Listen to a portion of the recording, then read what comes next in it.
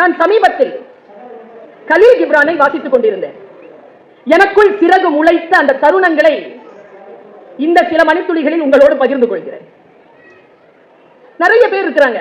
இப்ப கூட கவிதாசன் சார் கூட கணவன் மனைவி இந்த விஷயத்துல நிறைய பேர் கேலி செய்கிறார்கள். மனைவி ரசம் பிடிக்கல, பிடிச்சிருந்தா கூட அது அடுத்த வீட்டு ரசம். இந்த கணவன் மனைவி உறவுல எப்பொழுதுமே ஏன் ஒருவரை ஒருவர் இப்படி எலியும் பூனையுமாகவே சித்தரிக்கின்ற ஒரு பழக்கம் வந்து கொண்டே இருக்கிறது? இந்த தலைமுறைக்கு நான் சொல்லுகிறேன், இதனுடைய பேராபத்து என்ன தெரியுமா?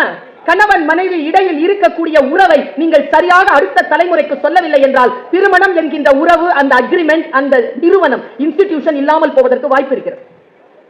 அதை மிக சரியாக சொல்லுவதுதான் நம் கடமை. கலீல் கிப்ரான் என்கின்ற மிக பழைய கவிஞன், மிக பழைய கவிஞன், அவன்தான் சொன்னான், குழந்தைகளுக்கு நீங்கள் உங்கள் கனவுகளை திணிக்காதீர்கள், அவர்கள் உங்கள் வழியாக வந்தார்களே தவிர உங்களிடம் இருந்து வரவில்லை. என்ன மேட்டர்ல ஒவ்வொருவருக்கும் உரிமை இருக்கிறதா இல்லையா அவர்கள் வாழ்க்கையை வாழ்ந்து முடிக்க? உங்கள் வாழ்க்கை நான் வாழ முடியுமா? நான் ஏன் வாழ வேண்டும்? என் வாழ்க்கை தானே நான் வாழ முடியும். அது பெற்றோராக இருந்து விட்டு போங்கள், ஆசிரியராக இருந்து விட்டு போங்கள், சிந்தனையாளர்களாக வாழ்ந்து விட்டு போங்கள், வழி காட்டுங்கள், வாழ்ந்து காட்டுங்கள். வாழ்வது என்பது என் தனி உரிமை. இதை பேசுகிறான் கலீல் கிப்ரான். திருமணத்தை பற்றி அவன் சொன்ன ஒரு சொல்லை உங்களுக்கு முன்னால் போடுகிறேன். முடிந்தால் அதை சிறகாக்கி உங்கள் உறவிலே பறந்து கொள்ளுங்கள். அவன் சொல்கிறான், உங்கள் ஆன்மாக்களின் காதலை, என்ன சொல், உங்கள் ஆன்மாக்களின் காதலை கரைகளுக்கு இடையே சஞ்சரிக்கும் கடலாக மாற்றுங்கள். ஒரு ஆணுக்கும் பெண்ணுக்கும் சொல்றான், புரிந்தவர்கள் புத்திசாலி. கரைகளுக்கு இடையில் சஞ்சரிக்கும் கடலாக மாற்றுங்கள். இருவருடைய கோப்பையையும் நிரப்பிக் கொள்ளுங்கள். ஆனால் ஒருவருடைய கோப்பையில் இருந்து மற்றொருவர் அருந்தாதீர்கள். வீட்டுக்கு போய் ஸ்லோவா யோசிச்சுப்பார், மெதுவா யோசிச்சுப்பார். ஒவ்வொருவருடைய ரொட்டியையும் பகிருங்கள். உன்னிடத்தில் இருக்கும் ரொட்டியை பகிர். ஆனால் ஒரே ரொட்டி துண்டை இருவரும் உண்ணாதீர்கள். ஆடிப்பாடி மகிழ்வாக சேர்ந்து கொண்டாடுங்கள், ஆனாலும் இருவரும் தனியாக இருங்கள். இதெல்லாம் மேட்டர் இல்லைங்க. அவன் சொல்றது நம்ம கலாச்சாரத்தில் நமக்கு புரியுதா பாருங்க. வீணை தந்திகள் தனித்திருந்தாலும் ஒரே இசையை மீட்டுவது போல் இருங்கள். நான் யோசிச்சு பார்க்கிறேன், இசை சாஸ்திரம் சொல்லுகிறது, ஒரு அறையில் ஒரு வீணையை வைத்துவிட்டு இன்னொரு ஒரு வீணையை சா என்று இசைத்தால் முன்னால் இருக்கின்ற வீணை அதே சாவின் சத்தத்தை கொடுக்குமா?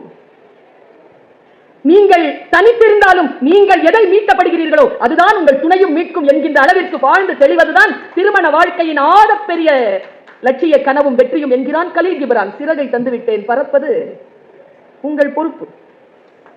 பல நேரங்களில் எங்க அம்மா சொல்லுவாங்க, ஒரு கிளி வளர்த்தாராம் ஒரு மத பெரியவர். எல்லா மந்திரத்தையும் சொல்லி கொடுத்திருக்காரு. அவங்க பின்பற்ற மந்திரத்தை, மதத்தை அந்த கிளிக்கு சொன்னதா நினைச்சுக்கோங்க. சாகும் போது கடவுளுடைய பேரை சொல்லிட்டு தானே சாகணும். எல்லா மதம் அப்பதான் சொல்லுது. சாகும் போது கடவுள் பேர் வாயில இருக்கணும். அதுக்கு அந்த வாயில அந்த சொல்ல ஏற்கனவே சொல்லி கொடுத்துட்டான் அந்த ஆளு. அது பாட்டுக்கு எல்லா மந்திரத்தையும் சொல்லுது. ஒரு 3 வருஷம் அது அழகா வளர்த்து குஞ்சுல இருந்து பெருசாக்கிட்டார். அந்த கிளி இவர் வெளியில போகும்பொழுது கதவை பூட்டாம போயிட்டார். ஒரு பூனை வந்து கடிச்சிருச்சிங்க. அதை கூண்டை திறந்து வச்சு போயிட்டா தெரியாம, கூண்டை திறந்து அதுக்குள்ள போய் பூனை கடிச்சிருச்சு. கடிக்கிற பொழுது மத போதகர் உள்ள நுழைஞ்சிட்டார். எங்க அம்மா சொன்னது. உள்ள நுழைஞ்ச உடனே கழுத்தை பிடிச்சிருக்கு பூனை. அந்த கிளியினுடைய கழுத்தை பிடிச்சிருக்கு. மத போதகர் எதிர்பார்த்தார், சாகும்போது கிளி மந்திரத்தை சொல்லும் என்று. கிளி தாய் தாய் தாய் என்று சத்தம் கொடுத்து செத்து போனது. கற்பது எல்லோருக்கும் எல்லா நிலைகளிலும் உள்ளே புகுந்து விடுவதில்லை. அதனால் தான் அந்த குறளை சொன்னார், கற்பது சிறிதள வேணும், இருந்தாலும் கற்பது எப்பொழுது பயன் பெறும், அதன்படி நடக்கின்ற பொழுதுதான் என்று சொல்லும் அந்த குறளை அவர் எடுத்து சொன்னார். கற்க கசடர கற்பவை கற்றபின் நிற்க அதற்கு தக என்று சொன்னது கிளி பேச்சுக்காக அல்ல, மனிதன் தன் ஆன்மாவிலே எப்படி கல்வியை செலுத்திக் கொள்ள வேண்டும் என்பதற்காகத்தான். இந்த கல்வியை வேறு நிலையில் எப்படியெல்லாம் நாம் புரிந்து கொள்ளலாம், புத்தகம் நமக்கு எப்படியெல்லாம் வாழ்க்கை அளிக்கிறது. நான் யோசித்து பார்க்கிறேன். இன்னொரு ஒரு குறள் சொன்னாருங்க, நான் கொஞ்சம் பர்ஸ்பெக்டிவ மாத்துறேன். குறள் ஏன் தெரியுமா? 2000 வருஷம் கழிச்சோம் இன்னும் உயிரோடு இருக்கு. அவரவர்களுக்கு ஏற்ற வாழ்க்கைக்கான சிக்கலுக்கான தீர்வுகளை அவரவர்களுக்கு ஏற்றது போல் தருவதனால் தான் அந்த திருக்குறள் பொதுமறையாக இருக்கிறது. 2500 வருஷத்துல இருந்து ஒரு அச்சரம் மாறலங்க, ஒரு சொல் மாறல. படிச்சுட்டே இருக்கிறோமா இல்லையா? எப்பொருள் சொன்னார்ல. ஆனா அவை சூப்பர் அவை. குரல் சொன்னா திருப்பி சொல்றீங்க. இந்த மாதிரியான கூட்டத்துல எல்லாம் ரொம்ப ஜாக்கிரதையா பேசணும். எப்பொருள் யார் யார் வாய் கேட்பினும் அப்பொருள் மெய்ப்பொருள் காண்பது அறிவு. நான் இதை வேறு ஒரு பாத்திரத்துல அப்படி போடுறேன், புரியுதான்னு பாருங்க. அக்பருடைய அவையில் உட்கார்ந்து இருக்கின்ற பொழுது பீர்பல் தாமதமாக அவைக்கு வந்தான். பீர்பலிடம் அக்பர் கேட்டார், ஏன் தாமதம்?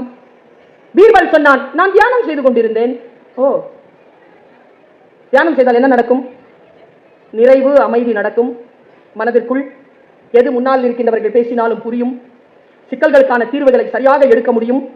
அதனால் நான் அவைக்கு வருவதற்கு முன்னால் தியானம் செய்து வருவது வழக்கம். அக்பர் சொன்னார், எனக்கும் சொல்லிக் கொடு. பீர்பல் சொன்னான், நான் சொல்லித் தர முடியாது, என் வாத்தியார் கிட்ட வா. அக்பர் சொன்னான், அந்த வாத்தியாரை இங்க கூட்டிட்டு வா. நான் தான் ஷஹின்ஷா வாய்த்தேன், இங்க கூட்டிட்டு வா.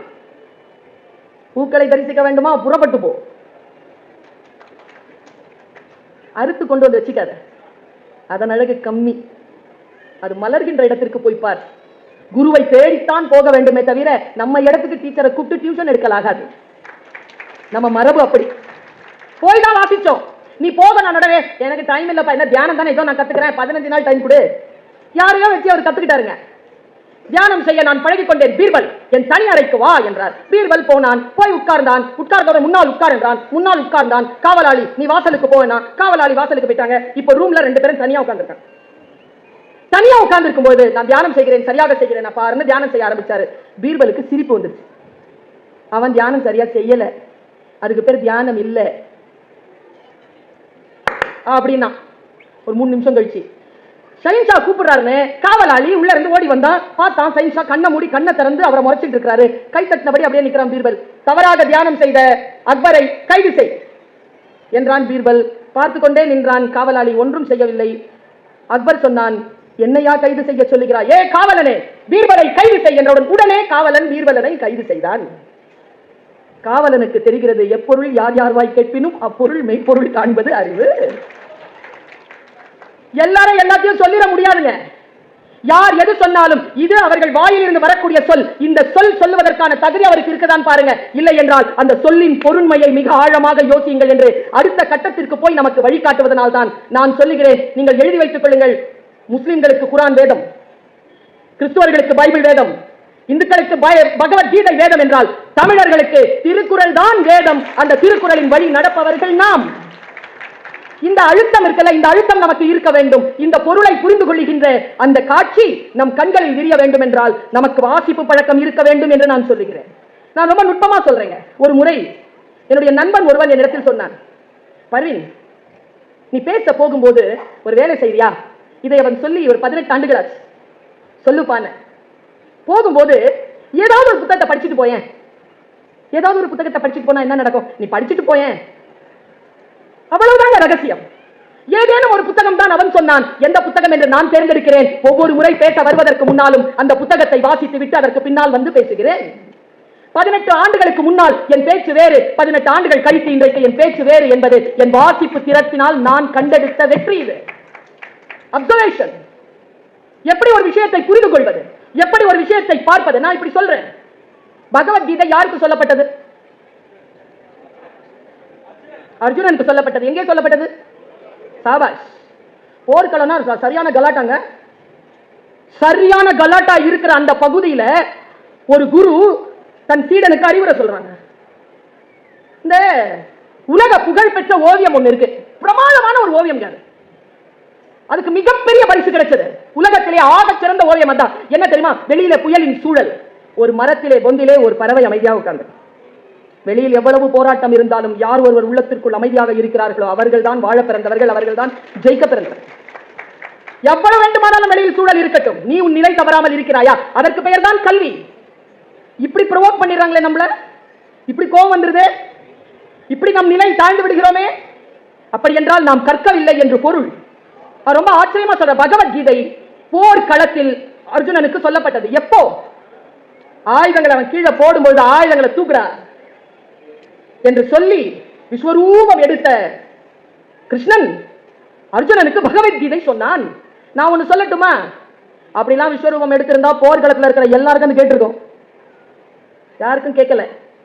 ஏன் தெரியுமா? ஜெயகாந்தன் சொல்லுவது போல் விஸ்வரூபம் என்பது காட்டப்படுவதல்ல, நீங்கள் காண்பது. ஒருவர் சொல்லுகின்ற சொல்லை வைத்து இது குருநாதரின் சொல் என்று அவனுடைய உருவத்தை அப்படி தூக்கி பார்க்கக்கூடிய ஆளுமை யாருக்கு வருகிறதோ அவன் குருநாதரை தெரிகின்ற சீடனாகிறான். அந்த ஞான பார்வை இருந்தது அர்ஜுனனுக்கு. நான் இன்னொரு ஒரு டிப்ஸ் உங்களுக்கு கொடுத்துட்டு போறேன். இன்னைக்கு நாம எல்லாம் படிக்கிற பகவத்கீதை அர்ஜுனன் நமக்கு சொன்னதா இல்ல கிருஷ்ணன் திருப்பி சொன்னாரா நமக்கு? அப்ப நம்ம கையில இருக்கிற பகவத்கீதை யார் சொன்னது? யார் சொன்ன தெரியுமா? அந்த இடத்துல அர்ஜுனன் தவிர்த்து இன்னொருவனுக்கும் அது கேட்டுக்கொண்டிருந்தது. அவன் பெயர் சஞ்சயன். அவன் யார் தெரியுமா? தீர்க்க தரிசனங்களான கண்கள் பெற்று திருதராஷ்டிரனுக்கு அந்த போர்க்களத்தில் நடக்கின்ற அத்தனை விஷயங்களையும் சொல்லக்கூடிய அந்த பணியில் அமர்த்தப்பட்டவன் சஞ்சயன், ஞானி. அவன் சொன்னதுதான். அவர் சொல்ல சொல்ல அவன் சொன்னான். நான் ஒன்னு சொல்லட்டுமா? இந்த உலகத்துக்கு பகவத்கீதை எந்த வேலையை செய்யணுமா அது இன்னும் செய்யாம இருக்கிறதுக்கு என்ன காரணம் தெரியுமா? ஒரே காரணம் தான். கிருஷ்ண வாயிலிருந்து டைரக்டா கேட்டா உருப்பட்டு இருப்போம். யாரோ சொல்லி யாரோ வழியா தானே வந்திருக்குது. சஞ்சயன் தானே சொன்னான். சஞ்சயன் யாருக்கு சொன்னான்? திருதராஷ்டிரனுக்கு சொன்னான். திருதராஷ்டிரனுக்கு புரிந்ததா? அர்ஜுனனுக்கு புரிந்தது போல் திருதராஷ்டிரனுக்கு புரிந்ததா?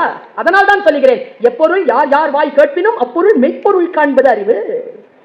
எனக்கு தெரிஞ்சுங்க, நான் பொதுமக்களாக இருக்கக்கூடிய என் சகோதர சகோதரிகளிடத்தில் ஒரு குறைபாட்டை சொல்கிறேன். நம்மள யார் பேச தெரியுமா? ரொம்ப கேட்க பழகிட்டோம். இப்பெல்லாம் ரொம்ப ஆர்ப்பாட்டமா அலங்காரமா நகைச்சுவையோடு பேசுனாங்கன்னா கேட்கிறோம். நான் ஒரு விஷயத்த சொல்றேன், நான் பேச்சாளர் தான். என் பேச்சு ஜெயிப்பதை விட முக்கியமானது நான் ஆசிரியர் இல்லையா? மக்கள் ஜெயிக்க வேண்டும் என்பதற்காக சொல்லுகிறேன். பேச்சாளர் ஜெயிக்க வேண்டும் என்பதற்காக சொல்ல இல்லை. ரொம்ப ஆழமான மனதில் இருந்து தூய்மையான எண்ணங்களோடு சேர்ந்து இதை சொல்லி